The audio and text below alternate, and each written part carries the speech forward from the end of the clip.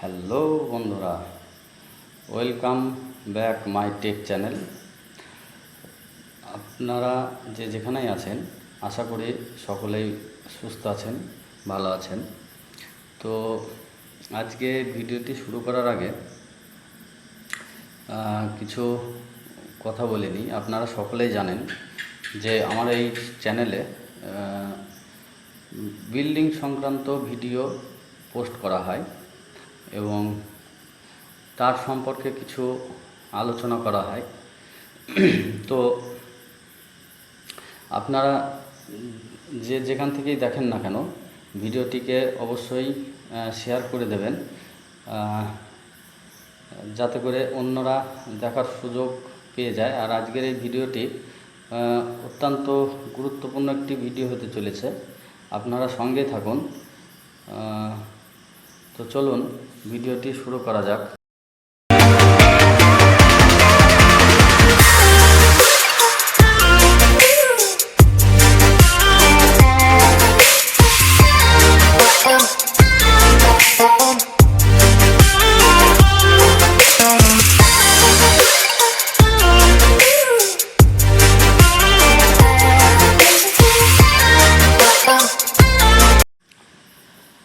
তো কথা হচ্ছে, আজকের যে বিষয়টি নিয়ে আলোচনা করব সেটা হলো মেটেরিয়ালস সম্পর্কে যে হিসাব নিকাশ কিছু থাকে, এস্টিমেট থাকে, সেইগুলো আপনারা জানেন।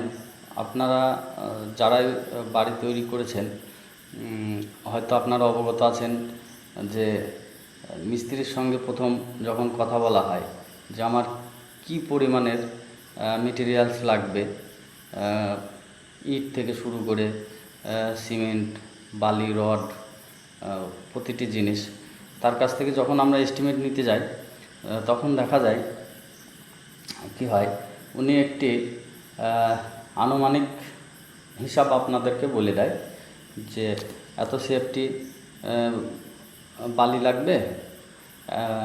হয়তো আন্দাজে একটা বলে দিল যে আপনার 5,000 ইট ফেলে দেন, 500 সেফটি বালি দেন, আর হয়তো 100 বস্তা 150 বস্তা সিমেন্ট আপনি ফেলেন আপাতত। তারা হিসাব ক্যালকুলেশন না করে আপনাদেরকে একটা আনুমানিক বলে দেয়। তো আপনারা সেই মোতাবেক যখন মেটেরিয়ালসগুলো নেন, দেখা যাচ্ছে কাজ করতে করতে হয়তো ইট শেষ হয়ে যাচ্ছে, বা বালি শেষ হয়ে যাচ্ছে, বা সিমেন্ট শেষ হয়ে যাচ্ছে, মানে কোনোটার সাথে কোনো মিল হচ্ছে না। তো আপনারা এই হিসাবটা আপনারা নিজেরাও করতে পারেন। সেটা কিভাবে, আমি কয়েকটি হিসাব আপনাদেরকে এই সম্পর্কে জানিয়ে দেব। বিষয়টি মনোযোগ দিয়ে শুনবেন। আপনারা নিজেরাও হিসাবটি বার করতে পারবেন। যারা বাড়ি নতুন করে করার চিন্তা ভাবনা করছেন, মিস্ত্রি আপনাকে হয়তো বলতে পারে, আর অবশ্যই আপনার মিস্ত্রির কাছ থেকে এস্টিমেট নিতেই হবে। নেওয়ার পরে সে ঠিকঠাক বলেছে কি না আপনি নিজেও হিসাবটা বার করতে পারবেন। তো চলুন বলা যাক। বিষয় হচ্ছে, প্রথমত আমাদের লাগে ইটের হিসাব, যে আমার কত হাজার ইট লাগতে পারে। সাপোজ আপনি ধরুন একটি 10 ফুট বাই 10 ফুটে একটি আপনি বাড়ি তৈরি করবেন, একটি কাজ আপনার হবে। তো 10 ফুট বাই 10 ফুট যে কাজটি আপনি করবেন, তাতে আমার ইটের পরিমাণ কি লাগতে পারে, কত হাজার ইট সেখানে আমার প্রয়োজন হতে পারে। তো এটির হিসাব হচ্ছে কেমন, আমরা যখন হিসাব করি 5 ফুট 10 ফুট বাই 10 ফুট, তো আমার 4টে ওয়াল হচ্ছে। তো 4টে ওয়ালের সাপোজ আপনি ধরে নেন হাইট হচ্ছে আমার গিয়ে, যেটা মেঝে থেকে 10 ফুট আমার টপের হাইট হবে।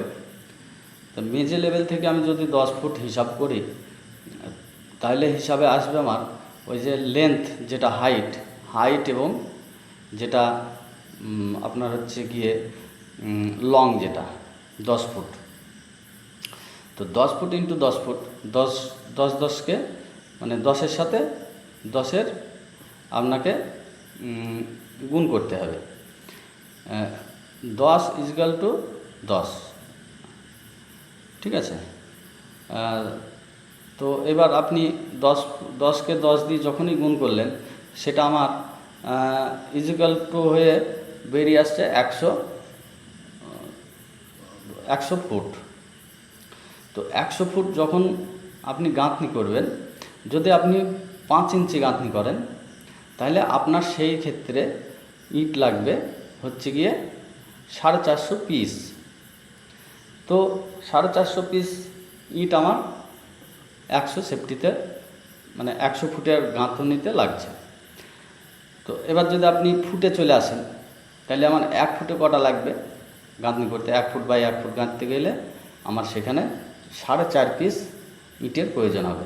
তো সাপোজ এরকম আপনি টপটা বার করে নিলেন যে আমার মেঝের উপর থেকে 5 ইঞ্চি গাঁথনিতে আমার 100 স্কোয়ার ফুট হচ্ছে, তাহলে 450 ইট লাগছে। আপনার কয়টা ওয়াল আছে? স্বাভাবিক 4টে ওয়াল থাকবে। তো 4টে ওয়াল যদি থাকে, তো সেখানে আপনাকে 4 দিয়ে গুণ করতে হবে 100কে, তাহলে হচ্ছে কত আপনার 400 ফুট। তো 400 ফুট যখনই হবে, তখনই হবে কি 400 গুণ 450, মানে 4 গুণ 450, এটাকে আপনার গুণ করতে হবে। তো গুণ করার পরে দেখবেন আপনার হয়তো 1600, 1700, 1800 পিস ইট আপনার লাগছে। এবার আপনার হয়তো ভিতের গাঁথনি আছে, ভিতের মানে বিল্ডিংটা ভিতে ইট দিয়ে গাঁথনি করা আছে, ভিত। তো এবার আপনাকে ভিতের হিসাবটাও ঠিক সেম ওইভাবে। এবার আপনি যদি 10 ইঞ্চি গাঁথেন, তাহলে সেটা হয়ে যাবে ডবল, মানে 100 ফুটে তখন আমার 900 পিস ইটের প্রয়োজন হবে। যদি 500 ফুট হয়, 500 ফুটে 500 ইন্টু 9.5, 500 ইন্টু 9.5। তো এবার সেই হিসাবে আপনাকে ক্যালকুলেশন করে বার করতে হবে। এইবার আপনি চলে আসুন, এটা গেল ইটের হিসাব। এবার বালিতে আসুন, তাহলে আপনার বালি কত লাগবে? আপনার তো হলো সাপোজ ধরে নেন আমার 100 ফুটের গাঁথনি হচ্ছে, তো 100 ফুটের গাঁথনিতে আমার বালির প্রয়োজন কতটা আছে? মানে 100 ফুটে যদি আমার 450 পিস ইটের প্রয়োজন হয়, তাহলে সেই 450 পিস ইটকে গাঁথনি করতে আমার কত সেফটি বালির প্রয়োজন হবে? তো এটার প্রয়োজন হবে কিভাবে? আমরা 1000 ইটের গাঁথনি করা হয়, সেখানে 40 সেফটি বালির প্রয়োজন হয়। যেহেতু আপনার স্বাভাবিক আপনার এখানে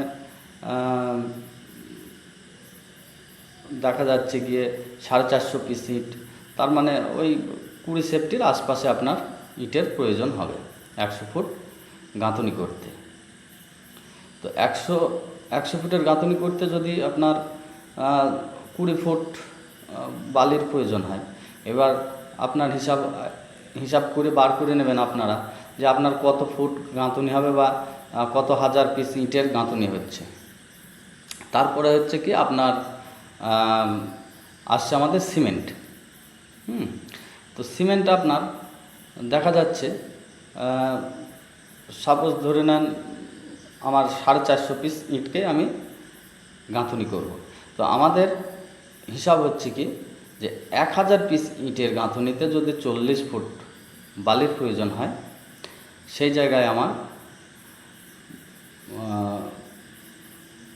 সিমেন্টের প্রয়োজন হবে হচ্ছে 5 বস্তা, 5 ব্যাগ, অর্থাৎ এক ব্যাগে 1.5 সেফটি করে থাকে, ঠিক আছে। তো 1.5 সেফটি করে হলে আপনার সেখানে স্বাভাবিক ওই 8 সেফটি 5 7.5 8 সেফটি সিমেন্ট আপনার প্রয়োজন হচ্ছে 100 ফুট গাঁথনি, অর্থাৎ 40 সেফটি বালিতে।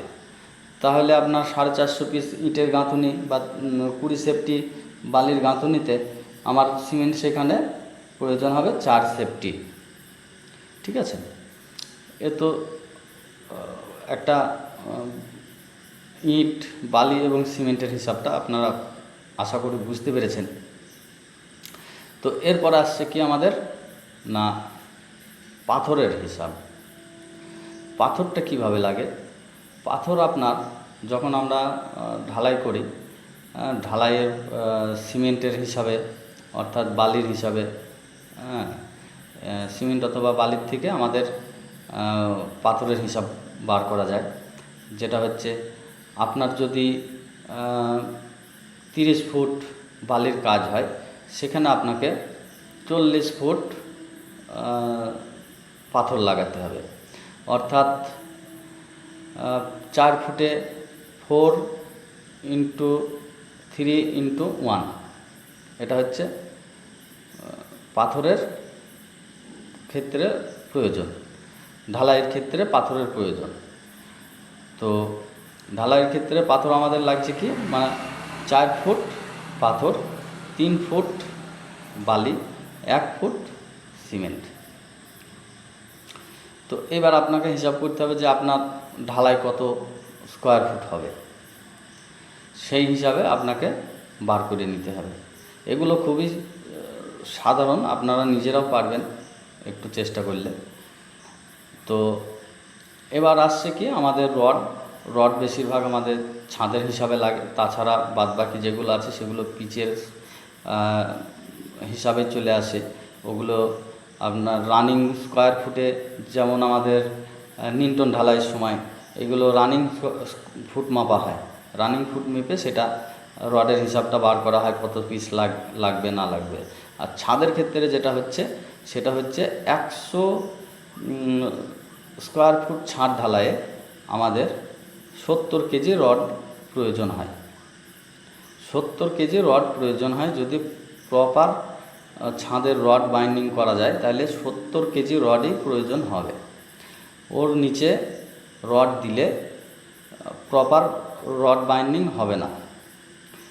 ঠিক আছে, তো এবার আপনি হিসাব করে নেবেন যে আপনার 500 স্কোয়ার ফুট ঢালাই, 1000 স্কোয়ার ফুট ঢালাই, 1500 স্কোয়ার ফুট ঢালাই, যাই হোক না কেন 70 দিয়ে আপনাকে গুণ করতে হবে। তো এই হচ্ছে রড, বালি, সিমেন্ট আর ইটের হিসাব। তো এই বিষয়ে যদি আপনাদের কারো কিছু জানার থাকে, আপনারা অবশ্যই কমেন্ট সেকশানে কমেন্ট করে অবশ্যই জানাবেন। আমি তার রিপ্লাই অবশ্যই দেব। আপনাদের যতটুকু সহযোগিতা করার অবশ্যই করব। আপনাদের কারো কোনো কিছু জানার প্রয়োজন থাকলে অবশ্যই কমেন্ট বক্সে কমেন্ট করবেন। আর ভিডিওটি যদি আপনাদের ভালো লেগে থাকে অবশ্যই শেয়ার করে দেবেন, যাতে অন্যরাও দেখার সুযোগ পায়।